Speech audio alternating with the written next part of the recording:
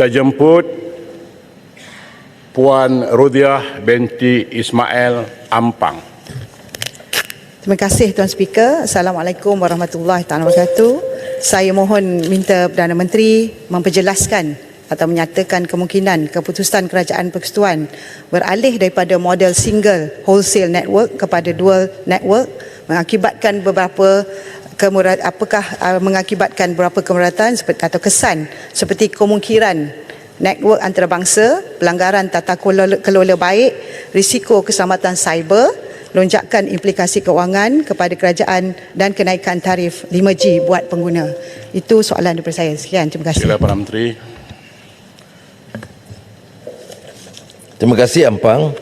Pada 3 Mei 2023, kerajaan telah membuat keputusan untuk meneruskan dengan pelaksanaan 5G dan beralih daripada single wholesale network kepada model dui rangkaian atas beberapa justifikasi, meningkatkan persaingan dan menamatkan unsur monopoli yang dikaitkan dengan DNB, menawarkan kepelbagaian rangkaian dan mengatasi isu titik kegagalan tunggal dalam model single wholesale network dan melibatkan syarikat-syarikat telekomunikasi yang ada supaya dapat lebih terangkum dan menjamin kemampanan ekosistem industri telekomunikasi di Malaysia yang selama ini diterajui sektor swasta. Datuk Yang Dipertua, peralihan ini adalah keputusan yang sukar kerana kita mendapat tekanan dari pelbagai pihak yang mahu mengekalkan satu rangkaian dan tidak senang dengan sikap Malaysia yang lebih bebas untuk memilih sistem rangkaian dikehendaki sama ada di barat atau di timur.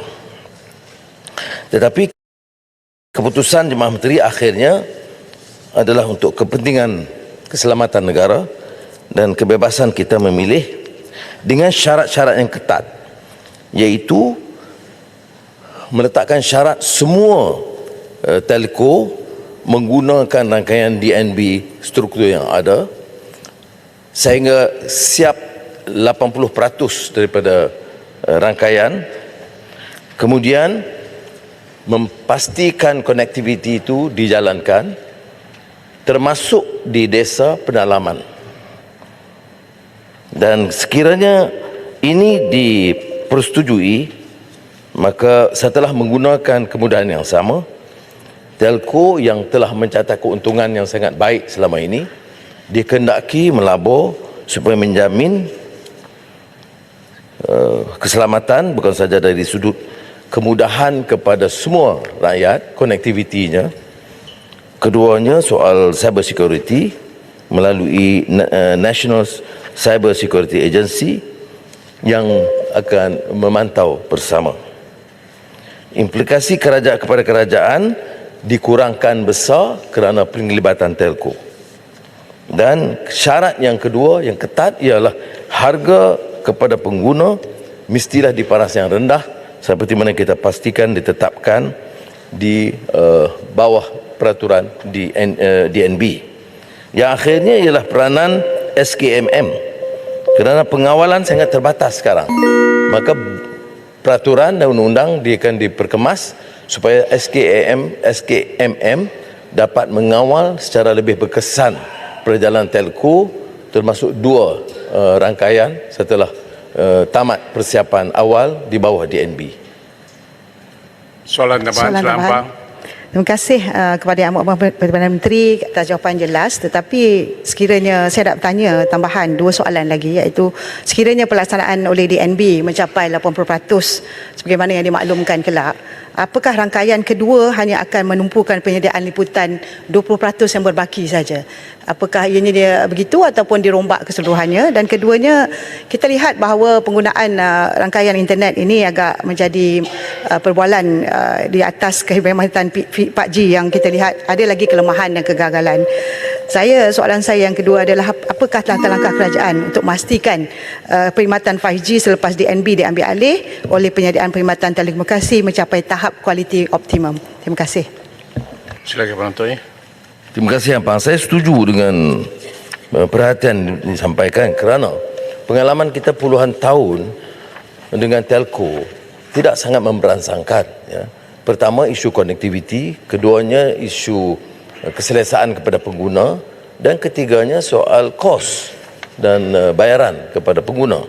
Jadi sebab itu dalam peraturan dan syarat-syarat ketat yang dikawal oleh Kementerian khususnya SKMM, hal ini diambil perhatian. Maknanya perjalanan 80% yang awal dikendali oleh kerajaan dan biaya oleh kerajaan itu akan ditanggung bersama oleh DNB dan Telco. Dan keduanya, syarat itu tidak boleh dilanggar. Kalau dilanggar, aspek perjanjian dengan syarikat ini akan terbatal. Sebab itu dalam kes 3G, 4G sekarang ini sangat tidak memuaskan kerana pengguna tidak dapat manfaat walaupun syarikat mencatat keuntungan yang sangat besar. Jadi hal ini akan dipantau oleh SKMM. Silakan Tasir Uko. Terima kasih Tuan Dipertua. Terima kasih Yang Amat Perdana Menteri atas penjelasan diberi. Semalam saya tanya soalan yang sama mengenai DNB. Saya terima kasih atas peluang ini. Pertama sekali, soalan saya ialah, adakah kita berubah daripada single wholesale network kepada dual wholesale network ataupun dua operator yang cover kedua-duanya wholesale dan retail? Yang kedua, soalan saya ialah, apakah jaminan bahawa apabila DNB diserahkan kepada syarikat swasta nanti, maka kerajaan boleh mendapatkan valuation seperti yang dikeluarkan oleh Maybank Investment Bank, yang mana DNB ini nilainya adalah 15 bilion ringgit berdasarkan alokasi spektrum selama 15 tahun. Dan yang ketiga, Tuan Dipertua, adakah monopoli-monopoli lain oleh pihak kerajaan seperti elektrisiti, air, lebuh raya, malahan operasi sekolah amanah di bawah Kementerian Pendidikan juga akan dipecahkan dengan semangat memecahkan monopoli ini? Okey, terima kasih. Ya.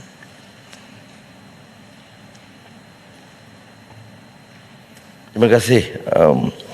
Pertamanya, coverage itu kedua-duanya, ya, wholesale dan retail. Dan keduanya, walaupun peraturan dan perjanjian dengan DNB terpakai, kita kena faham bahawa dia peralihan kepada network kedua itu bukan sekarang. Setelah diikuti dalam satu jaringan DNB sekarang supaya tidak ada pertindihan kos. Kalau kita pecah sekarang, maknanya prasarana yang telah disiapkan itu akan ditambah lagi. Jadi akhirnya sekarang ini keputusan kita menggunakan prasarana yang sedia ada dengan penglibatan telco yang ada supaya lebih telus. Masalah dalam DNB yang dipertikai juga ialah kerana termasuk persoalan-persoalan yang dibangkitkan sebelum ini di Parlimen tidak dijawab. Soal pengurusannya dan soal perolehannya. Jadi sekarang ini bila semua terlibat dan dipantau oleh SKMM, hal ini dikenal pasti. Dan yang keduanya tentang yang disebut soal monopoli, saya setuju bahawa keadaan monopoli ini tidak menguntungkan, ya. Sebab itu kita cari jalan. Air boleh tidak monopoli, dia di bawah negeri-negeri. Keduanya tenaga dengan IPP dan dengan pengurusan sekarang pun nampak mula dipecahkan. Dan begitu juga tentang lebuh raya.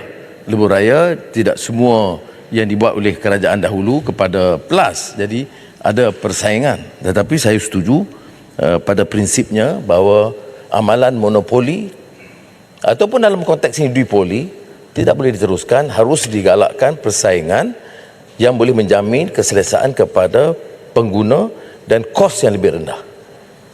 Terima kasih.